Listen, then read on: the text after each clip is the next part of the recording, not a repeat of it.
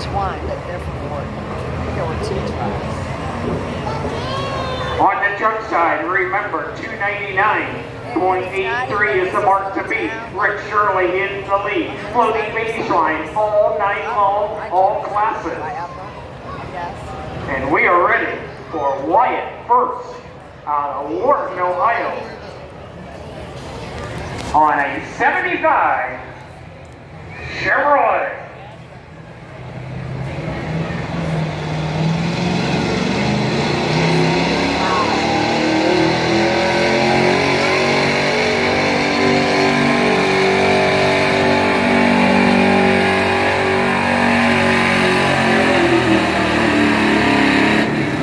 And the distance for Wyatt first, 265.40, 265.40.